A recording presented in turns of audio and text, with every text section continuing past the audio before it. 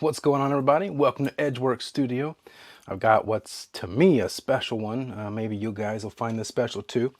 I'm going to work on that Santoku from the last video a little bit more. I actually went and thinned it. I'll show you here really quick. As you can see, I've worked on, and this is important to see what this looks like too. You can see how it's kind of hazy. And it's got a little shine behind it in some spots, but I brought this up and thinned behind the bevel. You can see some hazy spots there. The progression that I used was a Sharpening Kuramaku 120 and then the Kuramaku 320 and then the Sharpening Rockstar 500. So what I did was just laid it flat on the stone, put the pressure on these areas, you know, across this entire flat where I just about cut myself, where it's, you know, got that bare metal color. And then I just ground and ground and ground until everything was even. I'll have to take a choil shot. This is not going to focus, I know, but you might be able to see how, well, maybe how thin that is compared, like before it was thick. I tried to get a shot in the other camera. I need to start taking choil shots and just put up stills, but trust me, it is thinner, right? So I'm going to finish the thinning process by trying to brighten that up using this guy right here. This is one of my grails. This is a Shohonyama Shiro Suita. A lot of words. But this is basically what this means is it's a white Suita, S-U-I-T-A stone. It is a softer stone. It is a beautiful stone. It was sealed with clear lacquer, but as you can see, like all that cool coloring and stuff, it's just a beautiful, beautiful stone. It's kind of a collector's piece, if you ask me, really. Obviously, you use it. I'm going to use it, but it is just a beauty. Beauty, beauty, beauty. So let me go ahead and get this situated. Today is the giveaway announcement. So let me grab my phone real fast. Tell you who today's winner is. Depending on how this is, like last time, I may cut it real quick and then put it in there so you don't have to wait and watch me fumble and futz around. But while we're waiting, take a minute and comment. Tell me what you think about that stone I just showed you. It is a beaut, like an absolute beaut. And like I said, that's a stone that I've seen, and for me it was like I have to have it. I've been wanting to get one for a long time, but I couldn't find one for under like $1,800. They're a lot of freaking stupid money. Anyway, oop, wrong thing. I loaded up my video there. Oop, that's not what I wanted. Anyway, so a lot of those, like I said, have been, you know, 1,800 plus actually. This one was a little smaller. It's not a giant stone. The other ones were kind of wider, about the size of a wider than a Kuramaku, about the size of a Dabato is about what the other ones that were the $1,800 go for. This one I got an amazing deal on. So anyway, it's just pretty cool. I am super proud to own that. Where is it? Okay, let's load this bad boy.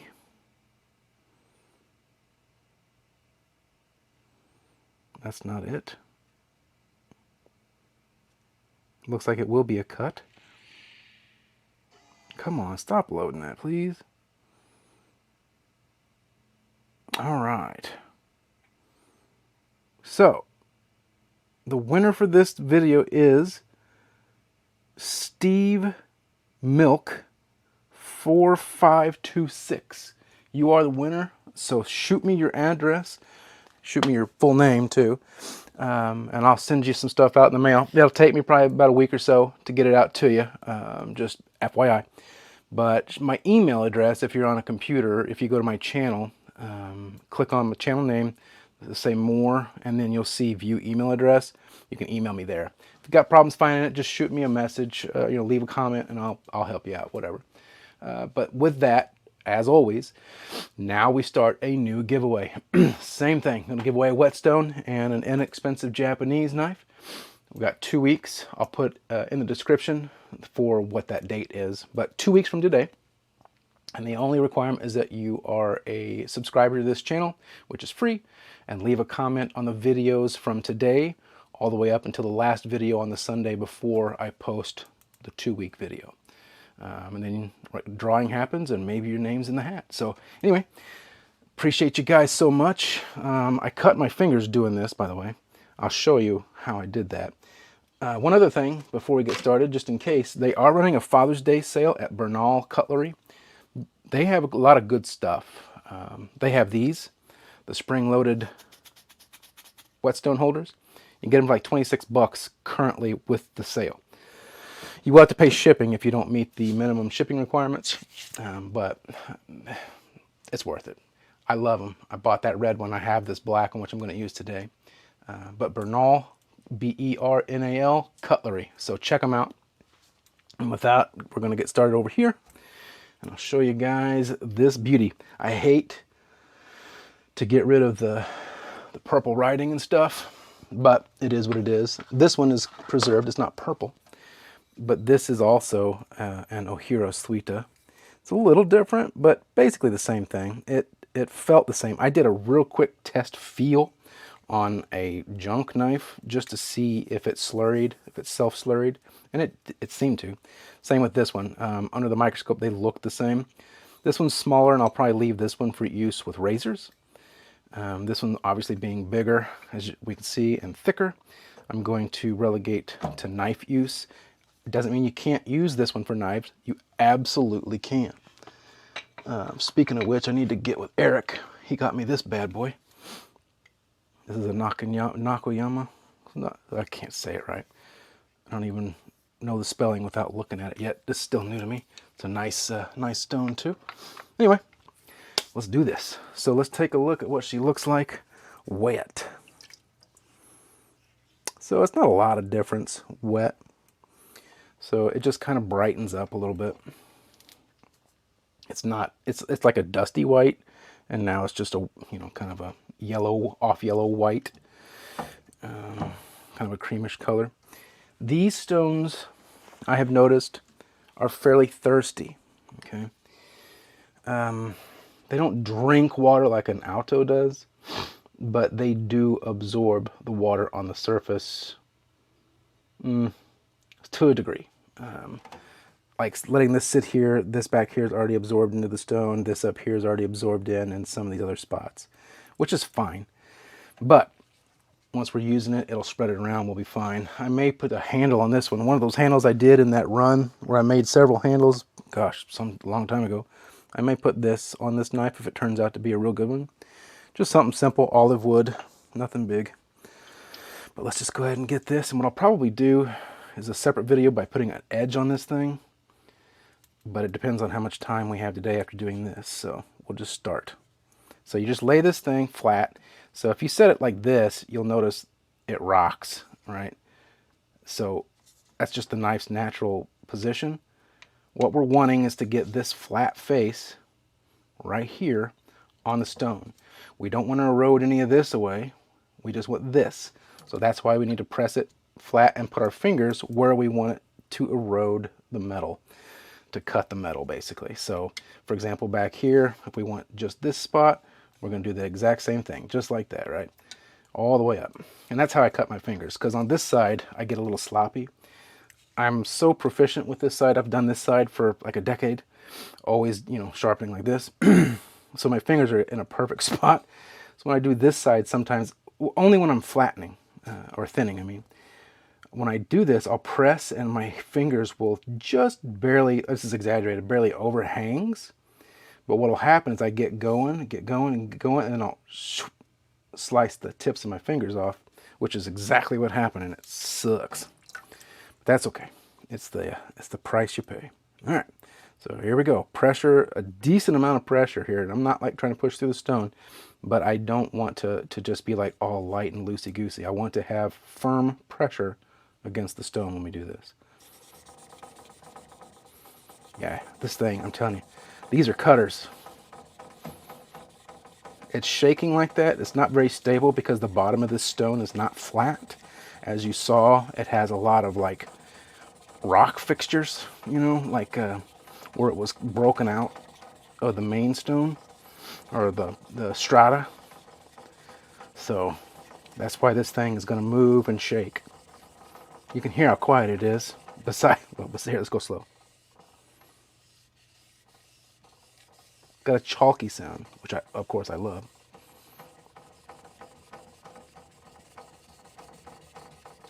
Trying to work the whole stone. I want to show you what this kind of stone does to the steel.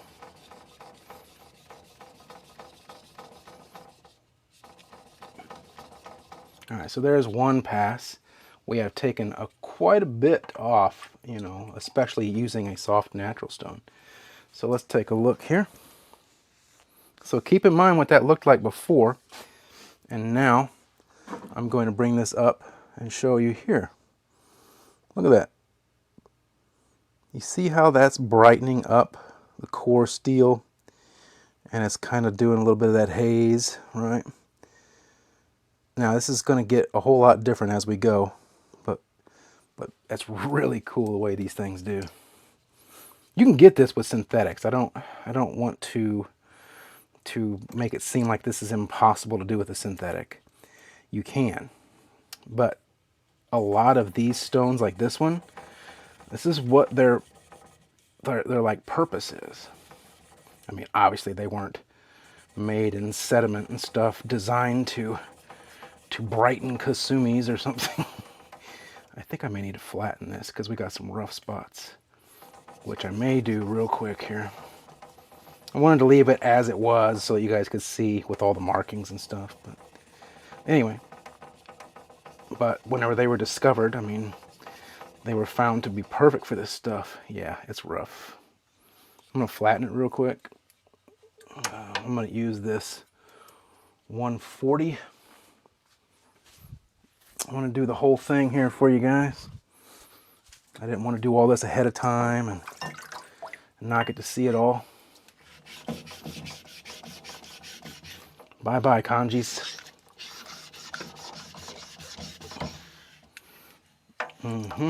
Nice and grippy.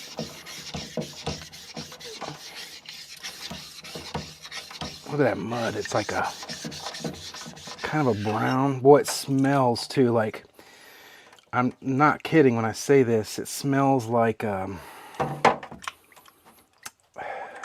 you know when it first rains and you get that dirt smell. That's exactly what this smells like. I almost think it'd be better if I did it this way. Hold on. New strategy, real quick here. Well, this is probably the time that this thing will fall on the ground. Let's do this. Let's make a big mess first. It's a good thing that Mama EdgeWorks doesn't mess with anything down here. She would murder me. All right. Now let's do it, huh?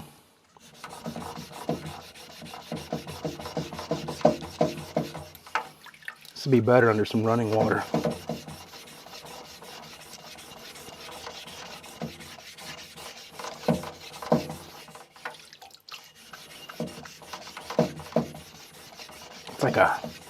It's kind of like a desert tan kind of mud. Did we get past those spots? See, there's just still a couple spots which are going to take some time, but this is going to be enough for me to do what I want to do. I am going to flip it to where this part's up here now, because there's a little ridge, which is fine. Like I said, I'll take this later and I'll really flatten it. I'm going to give it a couple more quick passes. Where is that spot right there? Let's see if I can get it.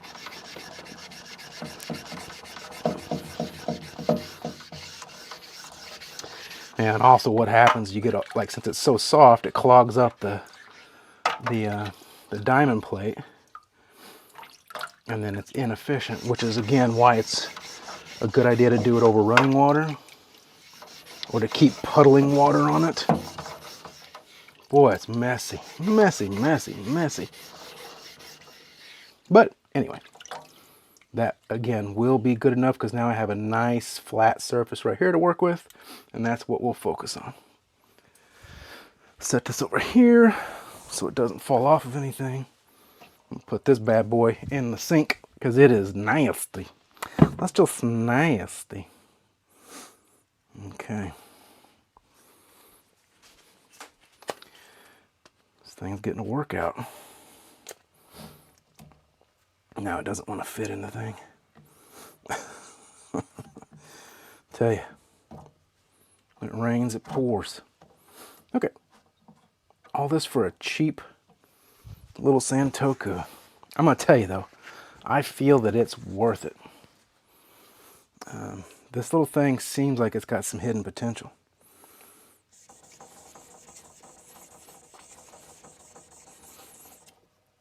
Did I do the right side? Okay, yeah.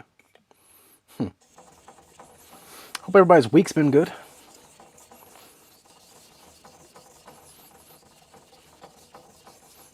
It's been crazy for me. I still have that neck thing going on. So if I look at the camera weird, it's not because I'm just losing my mind. I mean, that's possible too, but...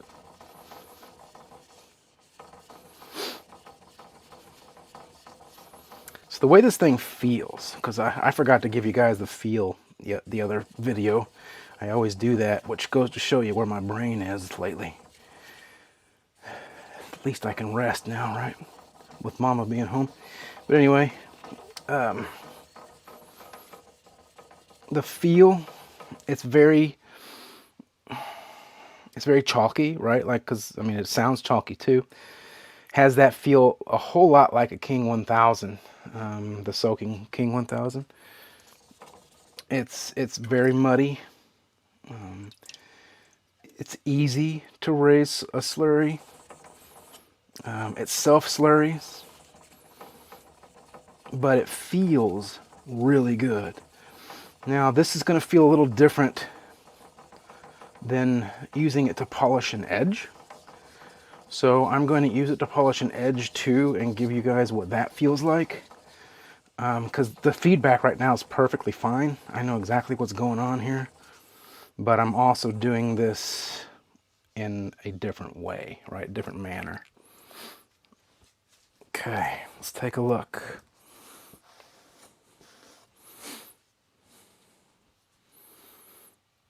So, once again, what this is doing is brightening up the lines between the hard steel and the clad steel. So you can see there that the hard steel at the very edge,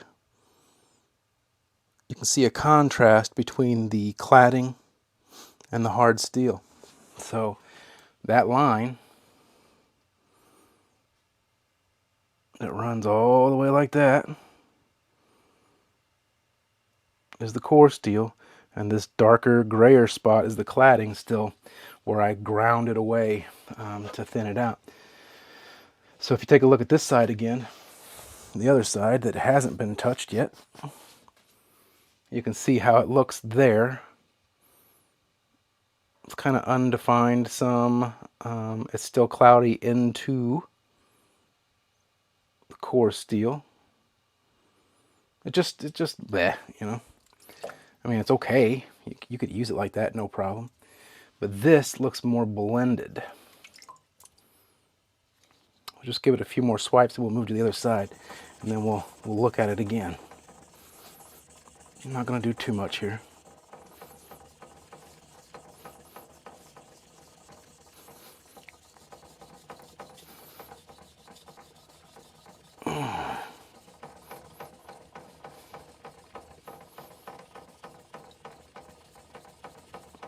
Okay.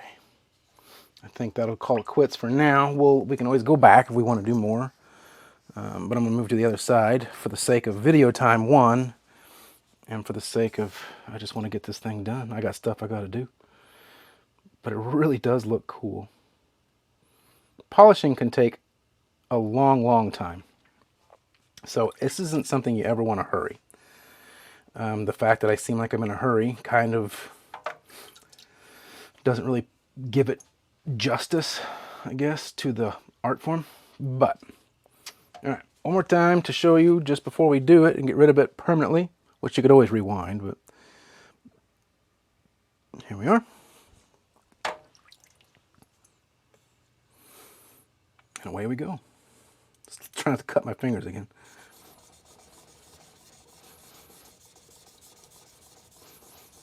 Sounds a little different because of the metal on that side that isn't low like we made the other stuff. Such a nice stone. It really does feel good. Like I like the way this stone feels. I don't think there's really any stones I don't like how they feel. So that's probably not a great statement. I don't know, is there? There might be. Well, I'm not a huge fan of the way some diamond stones feel, I guess. They feel rough and like I'm really messing things up, you know? Yeah, I'm going to flatten this surface under running water. That's going to make a huge, huge difference. But for now, we'll just continue. Oh, you suck. Man, I got the handle all dirty too because my hands, you know, thinning this thing out. Sometimes people wrap the handles, but I mean, this is a cheap knife, so if I wanted to make it look better, I will. And besides, look at this. We got movement. So again, project knife. I said that, right? $30. This thing is perfect as a project knife. You can learn to do things like this with it and not care, right? Because if it doesn't look the greatest when you're done, so what? Just use it to cut vegetables and stuff, or, you know, cut meat. If it looks great, put a different handle on it. Tell people you paid $300 for it. Tell people you made it what it is. It doesn't matter. What matters is, you know, what you like. And it doesn't matter to me if I cut my vegetables with a knife that costs $30 or $400. Is there a difference between those two? Sure. The $400 knife is gonna probably out of the box not require any of this stuff. It better not for that price. For some thinning stuff, I got a new stone on the way, the Nanohone 200, it's a 70 micron, which they call it the 200-ish range. I'm excited about trying that out.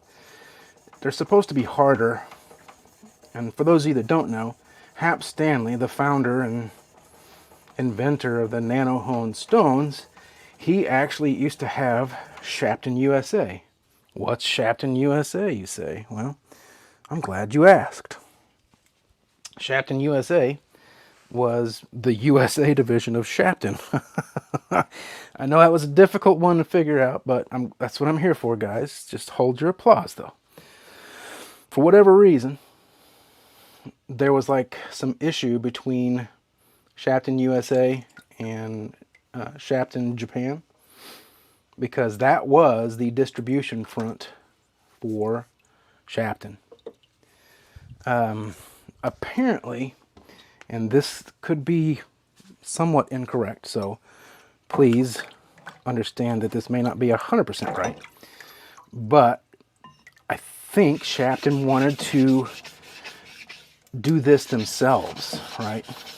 They didn't want a partner, or maybe it was the terms, maybe, yeah, you know, I'll have to go back and look. It has been a while since I read up about it. But Hap Stanley actually worked with Shapton. I think he might be the one that invented the glass stones. Or he may have had a hand in it anyway, even if he wasn't the inventor. But whenever he severed, I guess he decided to start his own company and kind of carry on the tradition of what he, I guess, was doing with Shepton. I don't know. I'll have to figure out the rest of that because I could have just been completely bullshitting you. But what I do know is that he was Shapton USA, and he was affiliated with Shapton. So it stands to reason that those should be really good stone. I'm going to leave this mud on here just to see what happens. I did that because I felt like it kind of quit cutting. I'm pretty sure I glazed it from doing this because, you know, what I'm doing is rubbing the stone quite a bit. It's not a bad idea when you're doing something like this too to just make sure it's flat from time to time anyway with a softer stone, which this is a softer stone. So anyway, but the nano hone, I'm pretty excited about those. Well, just it. I didn't buy a bunch. I'm not trying to drop a ton of money on stuff. I've spent too much money here lately. Like I'm gonna legit have to sell some stuff because I kind of went a little off the reservation here. Man, that thing really does cut. All right, let's take a look. All right, opposite side now. So here we go. So as you can see, once again, it really has contrasted between the cladding and the hard steel, the Jigani and the Higani, or Jigani and Higani, or I will get my pronunciations right, guys. I promise you that. I'm going to just do a little bit here. I might at some point do the Uchigamori, which that's supposed to really kind of like bring it out. So if I do that off camera, I'll put pictures up. I'm pushing kind of hard on this one. What a beautiful stone, I'm telling you. And it's doing a wonderful job. I didn't know what to expect because I did not, aside of a couple of swipes just to see if it would self-slurry, like I said. I didn't use this stone before putting it up on the video. I wanted to experience it raw with you guys. I hope you appreciate that because I was having a hard time fighting off the urge. Okay. So there we are. We have a nice Kasumi and a contrasted core. See if I can get that choil shot in there up against that stone because of how wide it is. And I don't think so. It needs to be darker if you ask me. Anyway, it is. Just trust me. That's a super, well, actually, it's pretty thin. It did not start out that thin, I promise that. Anyway, so no paper cut test because there's no edge. I mean, there is an edge. It should be somewhat of what was left from before. I can, got a little linen thing down here. Yeah. It might be kind of an edge. It's nothing to write home about. Just, yeah, super choppy. But that's not what we were doing. That's not what that was for. We have to go to that point, you know. So, but anyway, so that's the Hideriyama Suita, which means white Suita, or Suita, however you say it. But I appreciate you guys tuning in. Actually, I'll show you that real quick. You see that color? See how that's changing? You might not be able to see it. It's oxidation. So I'm gonna rinse that off real quick. Anyway, let's come back over here. So I appreciate y'all tuning in. Again, congratulations to the winner. Make sure that you get me your name and address so I can get you some stuff in the mail. Like I said, give me a week or so and I'll get that out to you. That does indeed, again, start the next drawing giveaway. So make certain that you are a subscriber to the channel and make certain that you are leaving a comment starting today and the Sunday before 2 weeks from today. Those get you into the drawing. If you don't leave a comment, you're not part of the drawing. It's for a whetstone and it is for an inexpensive Japanese knife. So it's a two-piece thing. So I appreciate you guys again for all your support. We are right at the 1,000 mark. Tell some people you know, even if they don't like the content, just subscribe. You know, throw a cup. There's like, I need 11 to hit 1,000 subscribers. Then we do a big ass giveaway. Big, huge. Anyway, and that benefits you guys. There's multiple winners for the 1,000 giveaway. So anyway, again, I love you guys so much. I appreciate you. I wouldn't be here without you. Until then, I'll see you guys on Saturday. I'm going to try and do something super special for Saturday. I've got those other videos pretty much done with the voiceover stuff. I'm going to upload those probably this week. But the bigger video will be Saturday, Sunday. So I love you all. Peace.